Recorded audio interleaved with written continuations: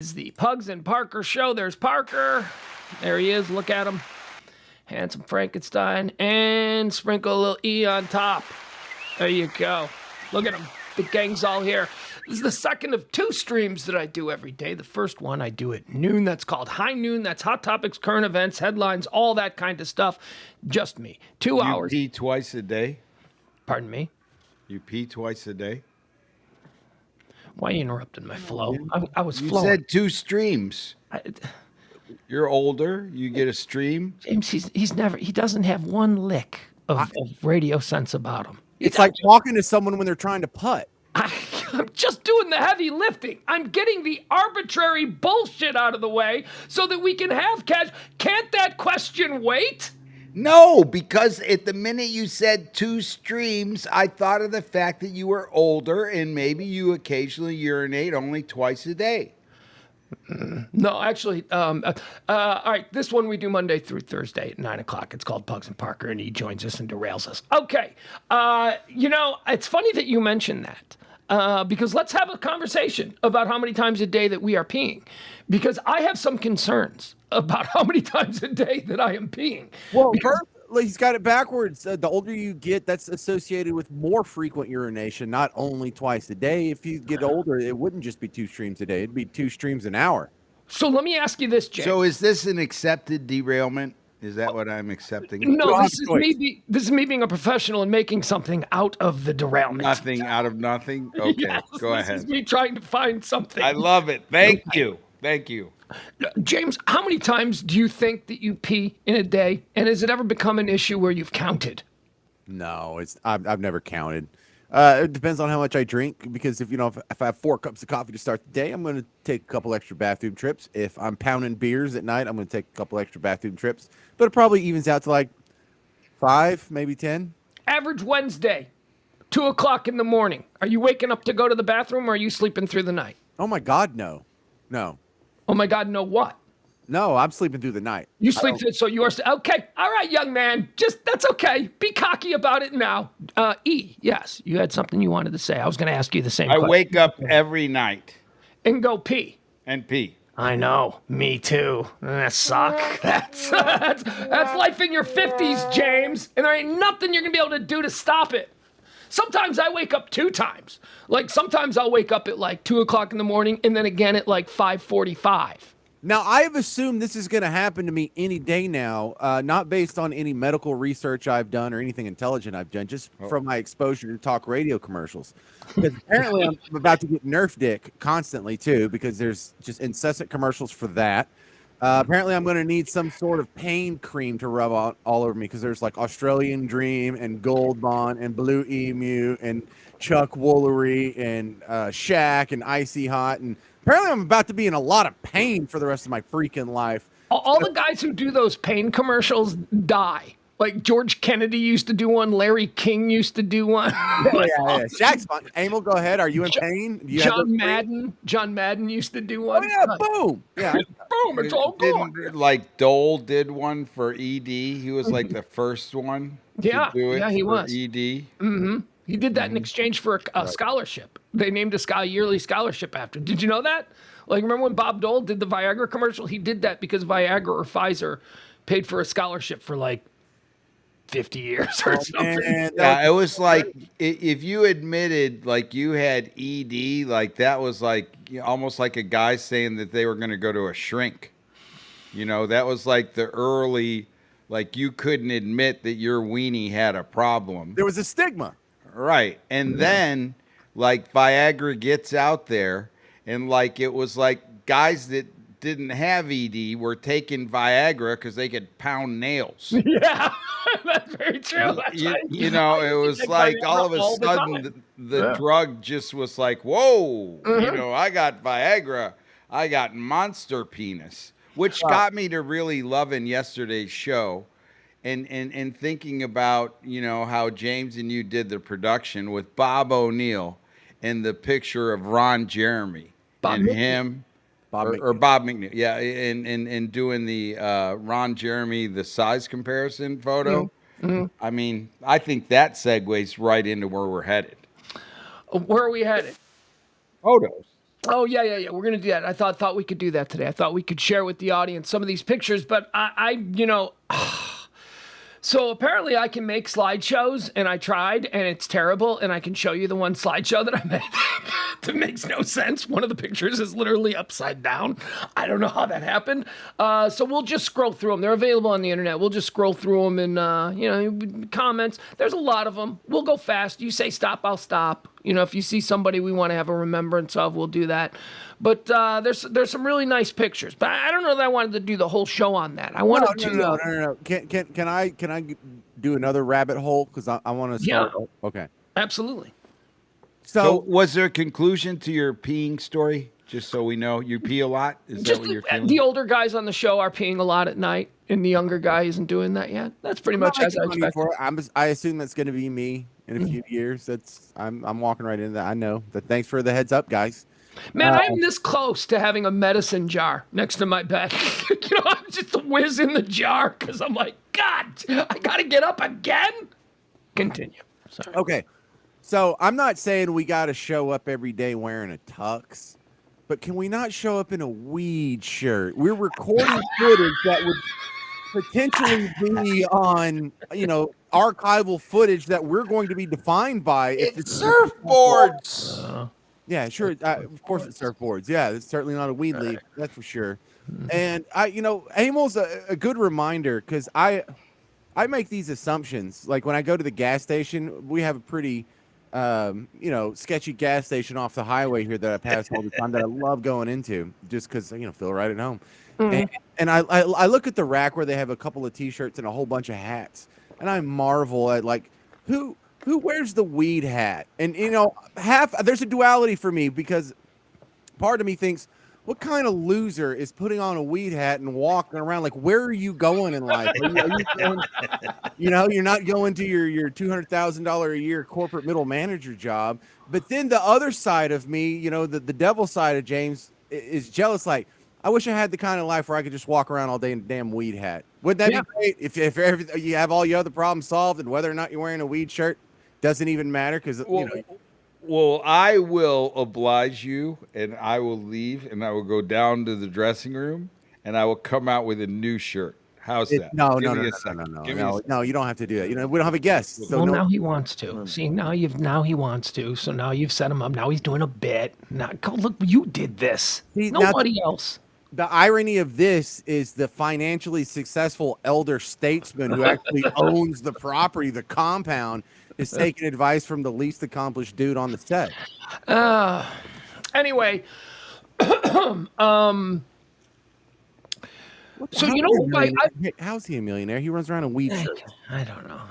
Yeah, I was going to say, that kid you described in the weed hat that you said isn't walking to his $200,000 a year management job. Yeah, you know where he's walking to? He's walking to his $5 million YouTube mansion that he shares with his 4 buddies. So fuck you. I know. Judgment about his weed hat. How absolutely wrong can you be in your stereotypes of who's wearing a weed hat? This guy ruins it. He just blows it out the water. But then again, think of all the other millionaires we know and how many of them probably wear weed T-shirts on occasion. We mentioned Lee Abrams. He's probably a millionaire if he didn't squander all his money. He's made he's don't get it twisted. He's one of the wealthiest people you know. Right. But he's the kind of guy that would show up because he came to a board meeting in a Grateful Dead shirt. Yeah, that's him though. That's how he, long hair, scruffy beard. He's sort of what Emil is aiming to be. What Emil would like to be. But in those circles, you'll find that that's fairly common. The very successful guy who wears the weed hat. Or why? Because it makes him interesting. Because you think he's one thing because of his accomplishments in his bank account. You think he's this, Burberry wearing straight-laced dude. But when he shows up in the board hat, and the Vans, suddenly he's cool, interesting billionaire. Well, it's also camouflage because, announcing to the world that you're a person of resources comes with hassles. The other thing that I would add about Lee, because I know him fairly well, Lee was a legitimate hippie. So that's not an act. Like there wasn't never any boardroom in that guy. He was a born and raised hippie from the 60s, long hair, man. Let's play album sides on FM. What could go wrong? And then he's, and he invents, in the process, he gets stoned and invents FM radio. But, all right, E, did you change your shirt? I did. What's this one say? What's this? All right, I got a big, it's one of these. It's one of these truck shop T-shirts, with the crazy saying on it. You got to dig big. You that read wrong. I think it says you read that wrong too. Yeah. All right. Very good. Very good. The novelty T-shirts, sunglasses and novelty T-shirts. That's what he'll be bringing to the party. And derailments at any minute. Tell me if you're stoned. Jeff Ballard has a question here. Jeff's got a question for E. E, would you like the floor as we fill up some time here? Jeff Ballard has a question for you. He says, I have a question for E regarding 105.3 and Russ. Being a money man by being a sponsor, was that ad spot so coveted that he didn't tell Russ to get effed when they told him to get off the weight bench? Yeah, set him straight, because he thinks you were an advertiser on Russ's show. You were not. No, I was not an advertiser on Russ's show. What happened was I was coming in and I was going to buy time on Saturdays, and I was going to do what was a health and nutrition show.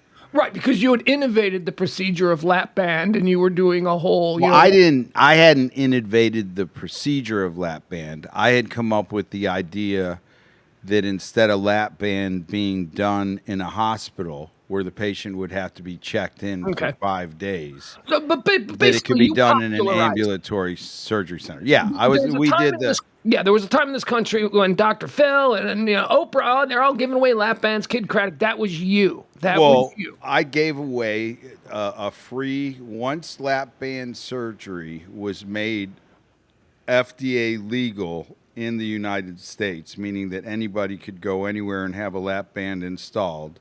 I gave away 2 free surgeries on Kid Craddock. And so he gave those away.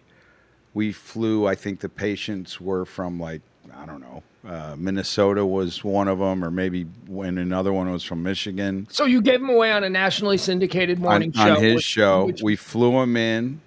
We put them up at Hotel Zaza. This doesn't matter. Move it along. Yeah. But anyway, so that's what happened. You need to know what the accommodation. Well, I thought you were asking me, like Minnesota. What did they order? What was their room service bill like? Can you share that with us? Well, they were obesely fat, and we fed them well before the surgery. So he's the guy that kind of popularized that, as far as something that people were doing from coast to coast for a period of time in this country. He had a show that. Basically, I didn't have a show. That's when I was thinking of doing a radio show. But you were turning yourself into a self-styled lifestyle, fitness, spirituality guru. Yes, you were. I was not. I had experts. I had medical experts, and I was going to have no role whatsoever in the show. I don't mean guru like you're literally got a cult. I mean you were doing a fitness, lifestyle, health, spirituality. Body, mind, spirit was your whole thing before yoga took it over. Until we did the first show. Right. So that's sort of what you were doing. And so you had bought a block of time on the weekends to basically, and you had a line of products that you had pills, and you had me on supplements, and I was on the damn fish oil from this guy for like years. I don't know what the hell it is. Carnitine and fish oil. It's probably the reason that I'm pissing 5 times a night now, but whatever. All right, so that does that answer Jeff's question? He was not an advertiser so much as like, hey, I'm Crazy Emil. Come on down to Crazy Emil. He wasn't like that. He was a different kind of advertiser. Yeah, but no. And so, there was never really an opportunity to ever, like, he and I rarely interacted. He would always make fun of my name, and like he would intentionally mispronounce it. That's a layup. That's easy. But just like bringing that on, and then I remember some of it happened. More of it started to happen as my relationship with you got closer. I know that happened quite a bit. Were you new to Dallas? Like, when did you hear about Live 105.3? How long have you been here? Oh, I had been here since 1985. Oh, okay. And I had listened to Howard, and I was mad when Howard got off, and I told you guys how that worked out. But Yeah, and so then when it had come back on, how I got introduced to it was through a sales rep that was dating my girlfriend at the time, and she was like, "Hey, he's looking to do an infomercial," and Pause. he worked for CBS. Pause. I missed a Yes. step. Someone was dating your girlfriend. Yeah, because I was getting a divorce. Wait. Oh, I said that wrong. I said that wrong. Because she wasn't your girlfriend yet. Yeah. I said that wrong. No. My girlfriend's roommate, the girl that I was dating, my roommate, and a CBS sales rep. That's how they were roommates. Two girls were roommates, and I got introduced to this guy who was a CBS sales rep. And he was selling airtime on CBS. And he happened to be an artist. I think I got all that. All right, Yeah. So he was a sales guy for CBS. I was looking to do an infomercial. And then they brought me to 105.3. Were you a listener of 105.3 before you met this dude? Did you even know what he was talking about? Or was that your entree? Who was he? Well, his name was J.D. Miller. JD. Okay. And so he eventually, he's now on Dragon Street. He's got his own gallery with Phil Romano. He's an artist now. He was an artist back then, and he was also a sales rep for CBS. And I was a business guy, and we were dating girls that were roommates, and so we got introduced to each other. So now I said that right. So he's also your art mentor to a degree, yes?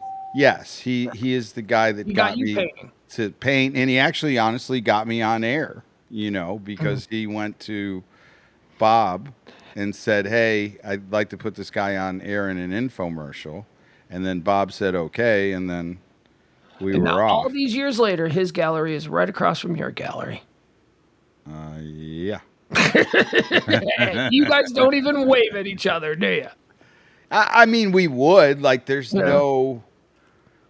not bad blood. It's just how ships kind of crossed in the night and who became his investor. And well, here's how I saw it as your guy. Okay, all right, we're getting into this now. I don't know, maybe if I overstep, you tell me to shut up and sit down. But here's how I saw it as your guy. Okay. I saw that you were really getting into the art thing. And it turned out that you had an eye for it. People were liking what you were doing. And he is a tremendous artist. J.D. Miller is a wonderful artist. I know you agree with me, and other people do as well. He's had great success. Look, if you're able to afford what you're not, you're like, no. No, I didn't say no. No, I said he is. I think, I'm fortunate you do not afford your own gallery on Dragon Street in the Design District in Dallas unless you are a top echelon artist. Don't get in trouble, Pugs. Just tell your story. Would you agree with that? I mean, he's a successful artist. No, I mean, it's difficult to have your own space and be on Dragon Street because Dragon Street is a bunch of old warehouses. And they're very large spaces, like they're 5,000, 10,000 square feet. So to be one artist and to have a gallery that occupies that much square footage. Right, but there's like 50 artists. What are we talking about? That's the artist district, right? That's what I'm saying. That's why. Well, but I'm saying to be in there, it's hard. It's hard to have that overhead of the rent. Yeah, you're a top echelon guy. You're not survive is what I'm saying. It's tough to do that. You gotta hustle. So back to my story. What I observed you, the student, becoming somebody who was more celebrated. With almost like you were the retarded kid who did something amazing. The retarded kid who plays the piano, he can play Mozart really well. It's like Emil started doing art that was actually good, and people were like, "Wait, what?" I just get lucky, dude. I'm lucky. Everybody was like, "Wait, what? Emil did this?" And I think that the teacher maybe got a little bit jealous of the attention that you were getting, and maybe the teacher was getting a little jealous of how quickly you were becoming his equal as you now sit directly across the street from him on Dragon Street, is my point. Well, thank you for that. And I'm just lucky that people still buy my art. And I can't I believe appreciate. it. I don't get it at all. I appreciate. I don't get it either, but it's cool. Whatever. Cool. All right. What do you say we go through some of these pictures? Sure. Wait, I'm kind of using this for Amel's backstory and whatnot. Since we've already, okay. Go ahead. All right. No, Yeah, I'm because totally we fine kind with of that. dabbled a little bit, I guess. Yeah. Go ahead, James. Continue the cross-examination of the witness. all right. So you meet this dude who has the dual boost for you in both art and radio. Wow. And so you decide to come on at Live 105.3. You've told the story before about how immediately Rush was a dick to you your first time in the building. But then you start. What's it like? Just out of the blue, never doing a radio show before, and now you have a radio show. God. So it was supposed to be a very technical and very doctor like driven narrative. Like I had the actual doctor that was Dr. Phil's doctor that had helped him write the 7 ways to weight loss. And his name was Dr. Diaz. And so Dr. Diaz was going to be on the show with me. And then we had hired a nutritionist, her name was JJ Virgin. I'll always remember that name. Shut up. Like her real name. Yeah, that's was her professional name was like JJ Virgin. And so she was out of California, and she was doing the Dr. Phil show when he was doing that big weight loss thing. And if you remember, that was kind of when social media first started to get tested with TV, because those 13 weight loss contestants had like a Twitter. I don't know if it was a Twitter, but they had some kind of a way that if you were watching in the audience, you could say, oh, I like this one, or oh, I like that one. And there was a real heavy girl that was in the mountains of West Virginia, and her name was Angela Carver. And she was the fattest one on the Dr. Phil show. She was like 460 pounds, right? So back then I was following lap band, and I'm thinking to myself, if lap band gets legal, I'm going to hire away this mountain woman from West Virginia There you go. that's 460. Yeah. And I'm going to have her come to work at my imaging center because she needed a job. You know what I mean? And so now I'm going to have her in my employment, and then I'm going to slap a lap band on her ass, and I'm going to have a Dr. Phil, because those 13 contestants had like hundreds of thousands, millions of followers with them. And this is like back in the early days when that kind of stuff. So they were like little micro personalities underneath the Dr. Phil show. So I hired her, they drugged me out, and I was on the Dr. Phil show and in the audience and all that stuff. And so then lap band goes real. And so now hold on, let me interrupt. Long story short, that woman today is his son's mother. That's right. He married the beautiful Angela, and we'll get into that story later. Who married Angela? The way you were telling the story, I made it a rom-com. Yeah, Like no. you two hooked up. What the fuck? That's Nobody not gets good. nothing.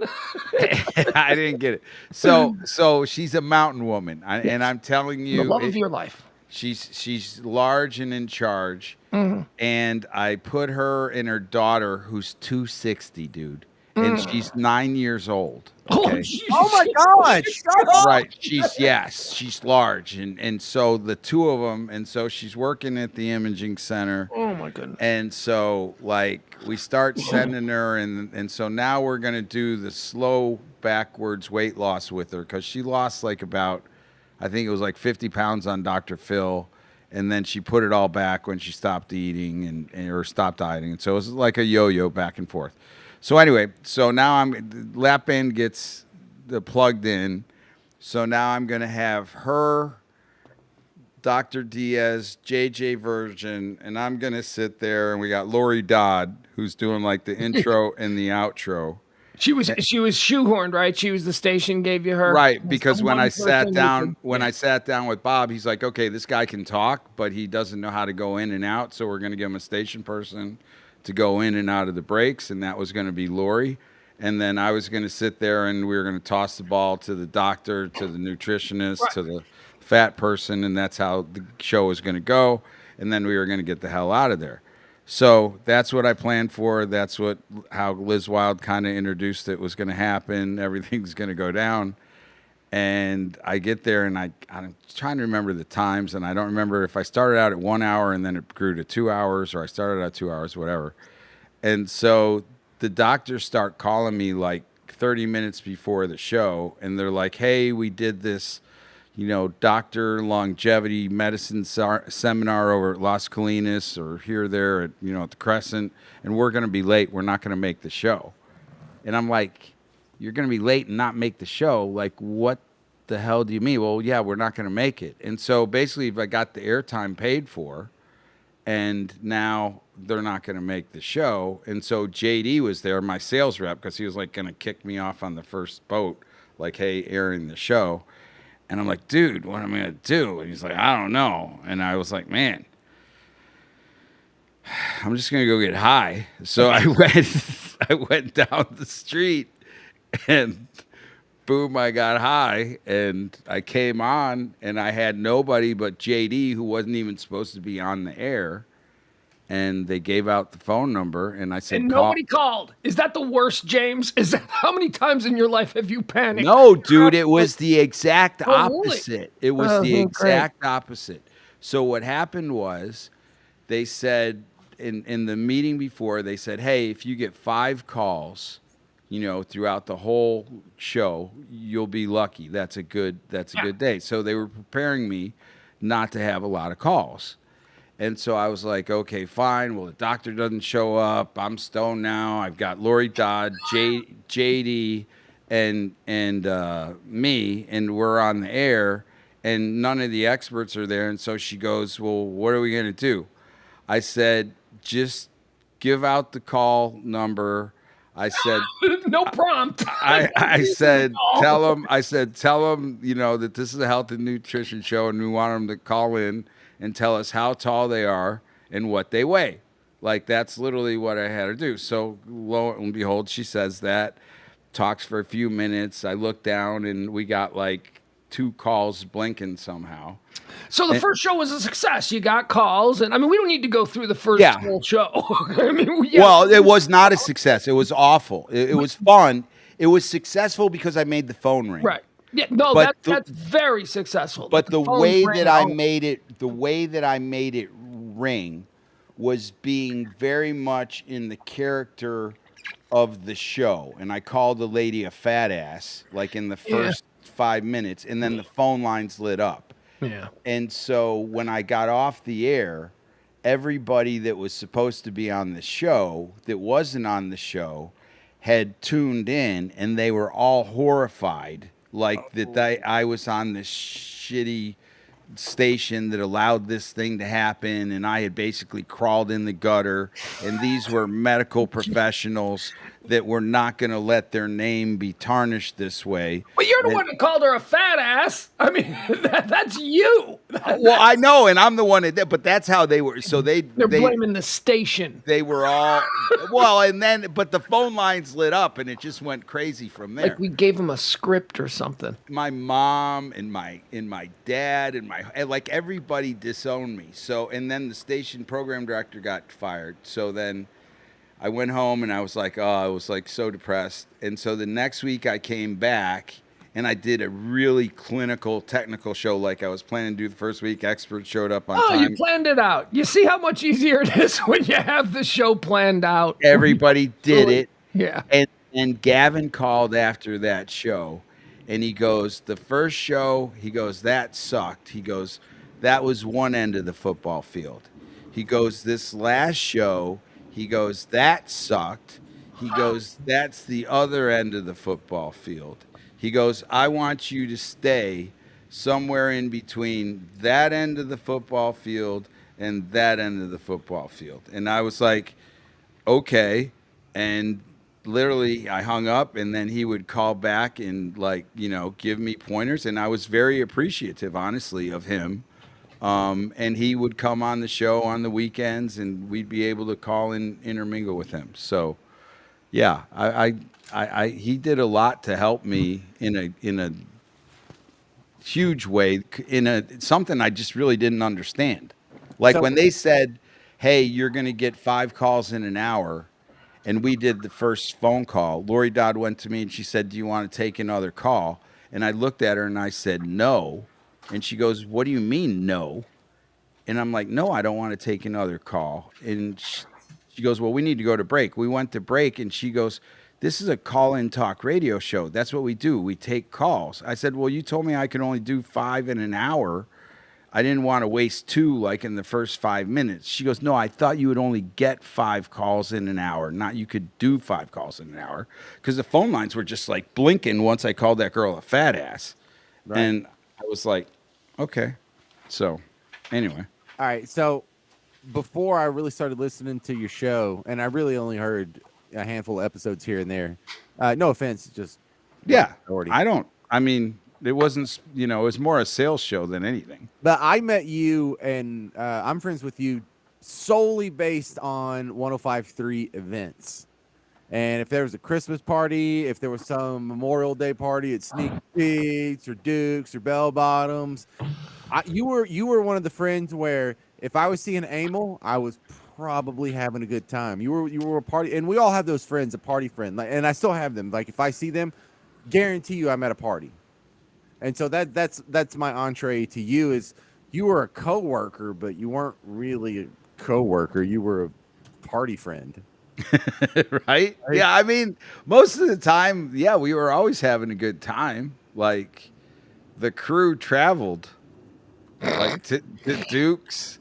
Like Pugs' crew was like Coach P and Francis. I had a static. Well, and then Bruce 6, and then there was probably another 5 that would come. Bruce, Aaron, and we'd mix with that group. Yeah, we always Greg Hill. Remember, Greg Hill would like show up at Dodgeball. Like I had him. That's and he was a co-host that got picked up. We had Greg Hill. We had a number of Cowboys. We had Rocket Ishmael. Rocket and Quadri Ishmael played dodgeball at Duke's for Pugs and Colleague Dodgeball. Do you know what Rocket? You know what meeting Rocket Ishmael and having him at my event meant for me? A Notre Dame fan. A Notre Dame fan, right? I was like, are you kidding me? Your Notre Dame weenie is engorged. And I met his brother Quadri first, and he said, my brother's here too. And I'm like, oh, and now they came with, I want to say, Greg. I think they were in like some group that Greg Hill brought to Duke's Dodgeball. That was a lot of fun. What? You want to look at some of these pictures? We can do that. Sure. Were we gonna go? His real name, Rakib, is Swahili for cornerback. Is it? Maybe kick returner would be more. Somebody said E was almost as harsh as Lycus. Nah, I wasn't that bad. I mean, on a few people I was maybe. Yeah, you channeled shock jockery. Wait, before we do the slideshow, can we get E's fired story? How did you leave Live 105.3? Well, it was interesting because everything was chugging along fine on my end of the track in terms of like I was not paying for the time anymore, or the time was getting paid for by an advertiser, and then the advertiser was paying me more in terms of a benefit, like so the Mosaic or whatever it was that I was promoting, I was getting a free penthouse or this, that, and the other. And so Pugs and P&K, I had worked myself into like the middays, and so I was like a third person on some days that would be in the P&K chair. You were just the guy I hung out with. So, the whole show was about what I did this weekend. So, yeah, you were a big player. You and Aaron were basically co-hosts of the show because you're my 2 best friends. You're the 2 so I started getting a regular gig there, and Gavin knew that, Pugs and I were tight, and it was like when they got let go, I got like it was like I was like showing the doors almost like simultaneously, like, hey, go pick up Pugs' stuff, and don't let the door hit you on the ass. Don't let the door hit you in the ass on the way out. And then it was like I had no idea it was coming, and for me it was a shock because I think back then didn't we have everybody up at the Mosaic?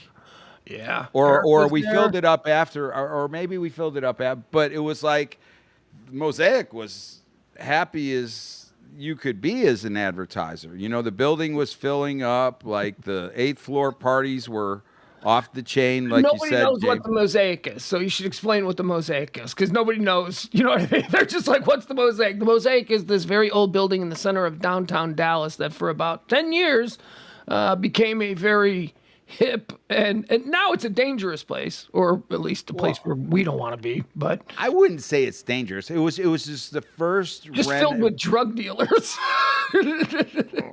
Well, nicely renovated. It was the first of a high-end cocaine dealers, like weed. What do you get the cocaine dealers from? My next door neighbor, the guy who lived right next door to me, was a massive cocaine dealer. Don't you remember him? That gigantic black dude. He was like 600 pounds and like 6'5". Well, you know, that would be a feature and not a flaw. Yeah, no, he was great. He was a great neighbor, but he was a coke dealer. I didn't know that, but yeah. Well, anyway, the point is they had renovated this huge building downtown. And then they renovated the Davis building, and then they renovated the Dallas Power and Light building. And so they had a website, and it was called Sexy Lofts, LOFTS.com. And so I thought, well, hey, if I go on 105.3 and advertise sexylofts.com, I can get 10 free apartments. I can get, because they had like 400 apartments to rent and they had just opened the building. And so I was like, until they run out of inventory, they'll give away free apartments if I keep on saying sexylofts.com. And anytime I get an opportunity to, you know, do my little spot, I was brought to you by sexylofts.com. Yeah, so, we used to bring him in. Hey, get Emil in here. Get on in. Sexylost.com. Presents Emil. You know, that was his scam. And that was it. And it was just like 5-6 seconds here, 5-6 seconds there. But it ended up in, you know, negative majority appearances. And so, yeah, it kind of just, it grew from there, and I was very appreciative. I don't know if you were ever at his penthouse, but you know in the Batman movies when Batman meets up with the commissioner, when they're usually on a rooftop somewhere, that's basically Emil's penthouse. That was like his porch. You're on the roof, and you're so high up, the wind is always blowing. Yeah. Dude, like it was a 9-iron to the Exxon horse. Literally, the horse it turns around, and like it would look like you could play rooftop golf, and like I put a grass bed up there so my dog could go to the bathroom, and I was always thinking like I'm gonna tee a 9-iron off and like land it like right where the horse was. Yeah, his penthouse balcony was large enough that he had a dog park for a Great Dane. And I put a hot tub up there. Dane. Remember, I brought the hot tub, and I had the hot tub outside. There was a bed up there. There was it was one of the sickest places. Okay, so did you ever throw anything off the roof? One last memory of that. Somebody fell off the floor. Yeah, somebody fell. Yeah, a couple people. I saw the body. My dog licked the blood off this dude's face. Do you remember, speaking of that, E, do you remember sitting on your patio? I don't remember when this was. It was towards the end of our stay there, but we were sitting on your patio watching the guy on the building across from us decide whether or not he was going to jump. Remember I still have those pictures. Man, I still have them. Fucking wild, dude. Did we get in any of this the fired story? You know, he didn't get fired. I got fired when they got fired. I just I could not report back to the building. And like it was like, hey, persona non grata. Get Pugs' stuff. Like Pugs left in a kerfuffle. And I then was sent back one visit to only enter the building, grab Pugs' stuff, and get on out. Mm-hmm. And then we went over to the bone. Why couldn't you keep your show? Because as he was saying, at that point, he wasn't really paying for it. It only probably existed because he and I were boys, and they knew that. Well, no, and the advertisers that were there were enemy. I mean, it was a weird situation because I had come up with lap band surgery being done in an ambulatory surgery center. Then in another transaction outside of the radio, my partners decided that they were doctors. I was just a businessman. They were going to screw me out of my percentage of it. And so they went out and did that. But unfortunately, they did not have the patient supply. I had the patient supply because people followed me for lap band advice. So they then, against their wishes, had to pay the station for my time and then had to give me the excess. So then they were paying me because even though they didn't want to be with me, they couldn't get away from the patient population. This guy can't stop making money. He can wear a weed T-shirt. He can, fall off a building. Doesn't matter. I was just fortunate to figure out that fat people were everywhere, and that they would take a procedure to get them to put down the fork because they were having trouble putting down the fork. I mean, I never thought people would have surgery to get rid of fat. But then I really listen as a guy who just loves to dish out the cold hard truth. I love the idea of a show where in order to get on the air, you have to give me your weight. I want your age. It worked, dude. The two most awkward questions you can ask a woman are her age and weight, and this is the entry fee just to get on the show. I love that. I remember she was 5'2" and she was 180, and she said she was big boned. Didn't she never lose that weight? Angela Carver. Angela Carver. No, she never lost the weight. She was a big failure. And then I remember I put her on the show for a while. Yeah. Like she was on for 6 months and people would call in and tell her how much that she was inspirational to them. But she never lost it. And like we'd weigh her, she'd lose like 20, 30 pounds. And then like she'd be gone for a week to California to film for Dr. Phil. And she would come back and she would have put like literally that 25 back on in a weekend. Do you remember the controversy when she said that the dude from Twisted Sister, he came in over the weekend, right? And it was one of the rock guys. D. Snyder? Nah, it wasn't. I don't know. Well, he's the guy from Twisted Sister. Or Quiet. Was we it don't Quiet? know. I don't know. I don't remember what it was, but it happened at the station. He was in the green room with her. Somehow she had known him from before, and she said that he tried to do something with her in the back room. And that's when we were like, okay, you're so full of it. Trouble. And I think we got rid of her like 2 or 3 weeks after. Wait, you found another heavy set fella though. You had another, didn't you get to like Buster Dixon. or something? Dixon Wiles. Yeah, we had Dixon. He was a personal injury attorney in town who was doing stand-up comedy at I think it was Backdoor. I don't know. Doesn't matter. Again, or one of those places. Doesn't matter. Move on. So Dixon was awesome. Dixon, how long was Dixon with you? Pretty much the whole way. Did you all falling out with him? No.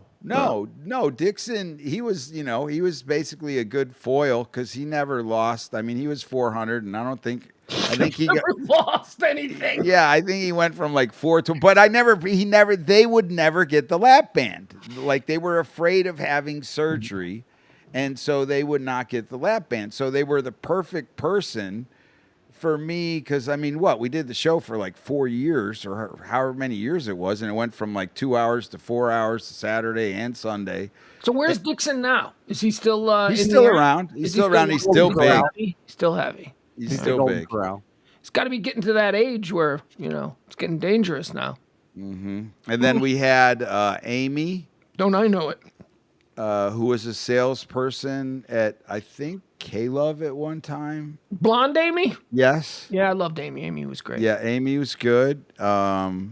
Lori kind of got replaced when we got Amy.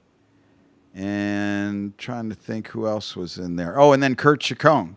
He was like a fitness kind of muscle guy. And then remember we had Kurt from American Power Yoga. Yeah. That reminds me of last night when Bob McNeil, original program director at 105.3, was on with us, and he told us about how he knew his days were numbered when Kurt Johnson became the head of programming for CBS, a guy that in their last go-round he had fired. Right. Not that Kurt Johnson, but yes, another Kurt Johnson. Kurt Johnson who ran CBS here for a number of years. I got a lap band question. Explain to me, the peon who doesn't know a whole lot about the lap band surgery, how someone, because one example is Chris Christie, but I, if you give me a minute, I can probably think of 10 others. These people who get the lap band surgery and then they lose a little bit of weight and now they're fat again. Do they just eat their way through it? Do they pop the lap band? And Mondo said that the other day. Remember, Mondo said he got the lap band and he figured out how to beat the lap band. How do you beat it? Okay, and so this is what happens. So without the lap band, you're basically able to eat what you want. When you put the lap band on, it's put in laparoscopically. So they go in, and it's just, think of a long piece of plastic like this, which has got like a connector on either side. And so they go in and they go around your stomach and they cinch it up, like almost like you'd pull a zip tie around your stomach. Right. And so now you create a pouch. And that pouch, when you eat, food comes down your esophagus, fills up in that pouch. And because it's been zip tied off, it does not let the food process down into your intestines as quickly. So you get this sensation from the top of your stomach that, oh, I'm full, I can't eat another bite. If I eat another bite, I'm going to throw up, which is essentially kind of how that's going on. And so over time, they take your stomach, and they don't go just from like, okay, you weigh 600 pounds to we're shrinking your stomach to like it's only got a half-inch drain. They just constrict it a little bit, and then they enter saline into a port that's connected to the thing that's around your stomach, and they put more saline in, and then it makes it a little tighter, more saline in, a little tighter. So every 3 or so months, every 90 to 120 days, you're going and getting more saline put in, tightening up the band, and you should be losing on an average 8 pounds, 6 pounds a month. You know, that's kind of what people will do. So it works. What they then figure out is, okay, if I want to go for the holidays and I want to eat a little bit more, I'm going to go to my doctor and I'm going to have my doctor suck some of the saline back out. And so when they suck some of the saline back out, the drain, if you will, goes from being smaller to being larger, which then allows them to eat more food. If they have mental social issues with eating food just because it makes them feel who they are or how they absorb their feelings is in food, believe this or not, they will actually go and blend their food. They'll put their food in a blender. So now it goes through as liquid calories, and that drain doesn't really matter. You know what I mean? Because the food's not caught up in there. And so that's how they beat the band. Hey, so hold on. So James asked a question about some celebrities who had the lap band. I've been scrolling through these on the screen here. Let me direct your attention to Al Roker. Look at Al Roker. That's big fat Al Roker before lap band. Right. He looks wonderful. Hang on. I'm about 80% sure here that Al Roker had gastric bypass, which is completely different, right, Emil? It is. Gastric bypass was the procedure. Well, hold on. That I thought, well, I'll create this show and sell against, because like 1 in 100, sometimes as many as 4 in 100, depending on the medical statistics, would die from a gastric bypass. Ooh. Where only 1 in 18,000 could die from a lap band, and that was really the anesthesia complication. So right. If you think about it, and this is what I always tell people, if you think about it, the trick for me was really convincing Clear Channel to give away something that could, in theory, have killed them. 1 in 18,000 chance, but still, that was kind of the trick. And once I gave those 2 surgeries away, I mean, more lap bands were done in the state. The first lap band ever done in an ambulatory surgery center was done at the surgery center that we sent the Hippocratic patients to. And then more lap bands were done in Dallas, Texas than anywhere in the country, and probably still are today. Lap bands and boob implants. Because of the way that it got jump-started with the show that we had on 105.3. All right, so back to my point on Al Roker. Look at healthy, happy, lovable Al Roker before surgery. Look at this unhappy. He looks terrible after Al Roker before Looks great to me. A little bit heavy, but he looks great. Little bit heavy. Come on, dude. Wow, I mean, what? He looks That's like not big bone. All right, that's a fat man, but it's not. Come on, we've been to Walmart on Saturdays. That's not like the worst. No, but I'm saying that's a guy that's He made it on overweight. TV like that. So That's the guy that's overweight. That's looking like me right now. And if he doesn't slim it down, he's going to drop dead probably in his 70s. Well, I also think that we're used to when we see people naturally make the progression from the Al Roker before to after picture, there's something in the middle like cancer that caused that. And so it kind of freaks us out when someone has a drastic change like that. Look at, here you go, Sharon Osbourne. Do you remember when Sharon Osbourne looked like a lunch lady cosplaying Little House on the Prairie? Look at her. That does not look like the Sharon Osbourne I remember. That's a cold description. Look at... It worked well on her. Yeah, I guess. Yeah, it did. She looks fantastic. All right, Sharon Osbourne. All right, Gabby Sibidibidibidi. All right, she was Precious. Remember in that movie Precious? Yeah, I mean that was her whole thing. Like if I were her, I'd be like, "Girl, don't get a lap band. You're gonna lose your career." She's also one of the stars of Empire. So she's when I watched Empire, she was big still. Yeah. Okay. Do we need to do before and after? Yeah, there's some loss. Look, it says she had lap bands. She didn't have gastric bypass. So in my observation here, am I jumping the gun? But gastric bypass seems to be a little more of a sure shot because you're ripping out like 2 feet of your small intestine or something like that, right? Versus putting a zip tie on your stomach. The problem with gastric bypass is the infection rate. Because you have all those intestines being rerouted and restapled, and you've got fecal matter and stuff in there, you're highly susceptible to infection, and that type of infection goes into your bloodstream really, really quick, sepsis, and you can die really quickly. So a lot of the patients, if they are going to have trouble with gastric bypass, they're dead within a week or 10 days. Let me direct your attention to Mama June from Honey Boo Boo. Dude, she's like in her late 20s here. I mean, doesn't she look super old? Oh, she looks to me like she's 45. Yes. Look, the stat says she goes from 460 pounds to 137 pounds. All right, so let's see the improvement, okay? Here you go. 460 is a lot, y'all. To 100. Oh, she's got to have a skin surgery. That's she like looks 100% better. She does look 100% better, but 100%. But I mean, when you lose those amount, and there's actually reality TV shows on, that have highlighted this one doctor. He's out of Houston that does lap band all the time. And the problem is when you find these specimens that are 500, 600, pounds or more, 400 even. Specimens? Yeah, I mean, physical, Well, I mean, okay, I got in the medical equipment business, and when I got in the medical equipment business, the capacity of a porta potty, like something that somebody could sit on or over top of their toilet, or like a stand like that to make it like a handicap toilet. When I got in the business, I remember the capacity was like 600, 750. When I got out of the business, like say 10, 12 years later, the capacity of these toilets that they were making had now grown to like 1,500 pounds. Oops.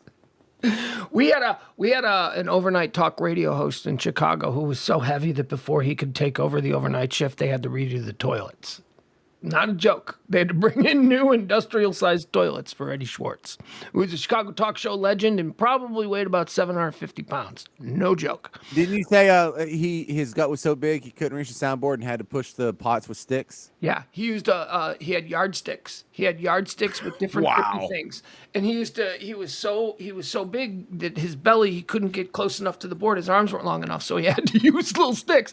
I want to show you this guy here. See Graham Elliott? You guys know who Graham Elliott is? He's one of my favorite chefs. He's master chef. He had the show on Fox. All right, now this one's sleeve. What's the difference in sleeve here, Emil?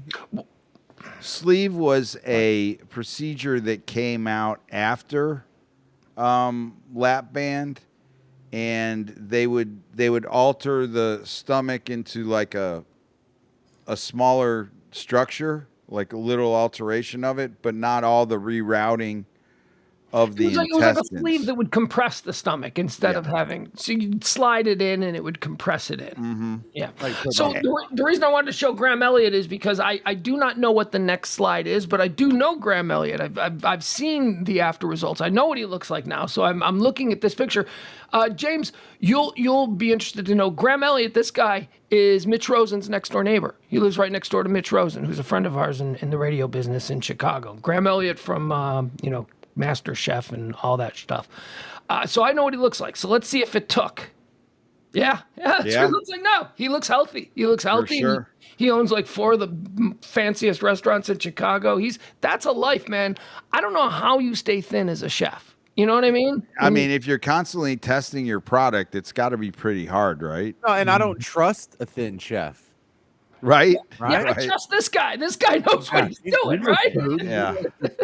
Like I don't trust a fat physical trainer. Like if you had some guy that's helping you work out that's wheezing harder than you are, you're like, I'm gonna find someone else. Yeah. No, you don't get your hair cut by a bald barber. You don't get. You don't.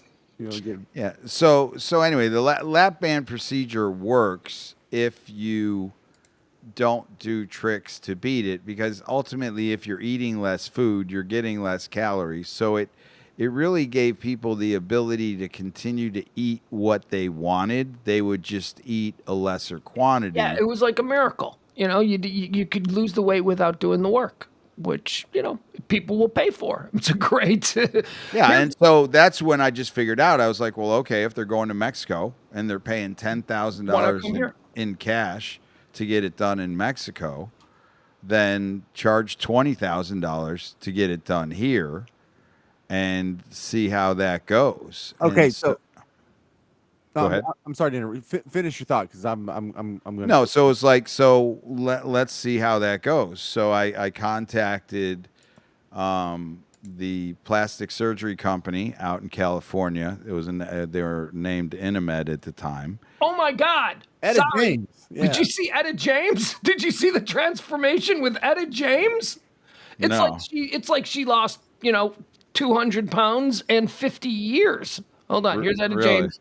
Here's Etta James before, Etta James after. She lost 235 pounds. Wow. Again, that, and she's probably still alive today because of that. So I saw like that people were losing weight with this, and it was non-FDA approved.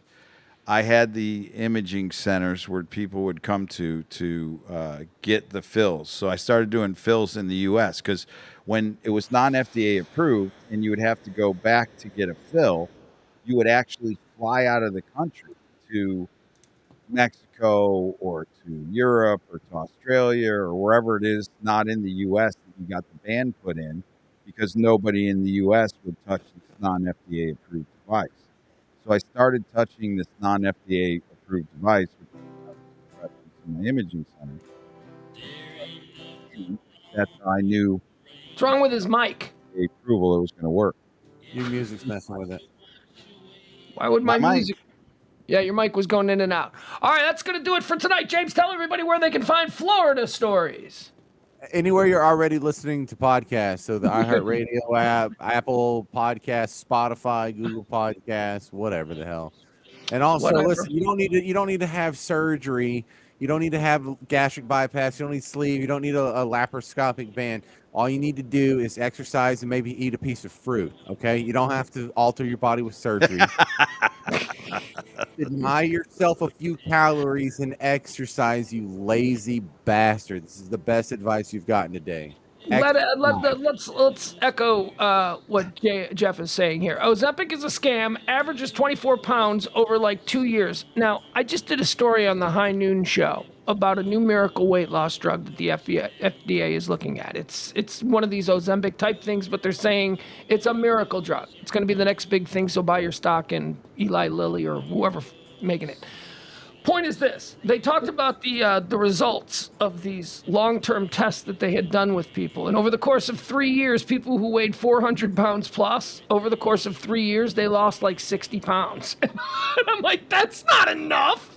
That's not an effect. I mean, it is. No, it's not. It's better than nothing. No, it is better than nothing, but I can't imagine that if you just started a healthy eating routine and started walking around the block regularly and didn't take the pill, you would still lose 60 pounds in 3 years doing that. I don't get these scams. I unfortunately I disagree, because everybody's house is getting older every year, and you find your house in worse and worse shape where you're less able to get physical. And once you get caught in that, oh, I can't get physical trap, you're done. Like, just, you gotta look. I know I'm a fat guy, and I know that when I run regularly and when I eat regular good things, I tend to lose weight quickly, very quickly. And I know that those are things I have to do if I want to be a certain weight. I also know that I don't want to do those things. So, I'm not looking right, but for when you know you don't want change of attitude. when you know you don't want to do those things, Right. and you're in the less than physically fit spot, you're in trouble. Right. Yes, because I'm going to get to the age pretty soon with my ankles and my knees where I'm not going to be able to run. So I should probably take advantage of that now while I still can. Yes, James. All right. So the one piece of advice I have is, think like me. The motivation, the impetus I have to eat healthy, to exercise, to jog, to lift weights is what gets me laid more often. You're a married man. Nobody wants to. You got a wife. That's what I don't understand. You're the happily married guy that's getting laid, Right. and then you're trying to sell me on the fact that your physical appearance has something to do with it. Well, then your whole thing's a scam. Get out of here, sir. You take you pack your bullshit and go away. There he is. All right. Ow, and he's back. Yeah. All right, we'll see. Did you notice like how he was trying to show us like he was in love with his penis the same way he was in love with his wife at the beginning of the show, when he's like, "Oh, I'm just like this far away from having Nerf penis. I know it. Oh, I'm this far away from having this. I know it. Oh, I'm luckily married, and I'm just happen to be the only guy I know that's luckily married, and I know it." Like it was all his like fortune. No, dude, you gotta wake up early, you gotta work out, you gotta eat right so you can bang the same slab of ass for the next 60 years. Get the fuck out of here. You're talking like a 28-year-old bartender. You're an old married man. Stop it. No, bring him back. Why do you keep on throwing him out? What? There he is. I thought y'all were done with me. Y'all done picking me No. No, we are done. I'm done with both of you. Bye, everybody. We'll I don't think you there should he be. goes. We'll see you tomorrow at noon for High Noon. That has been E and James. Bye, everybody.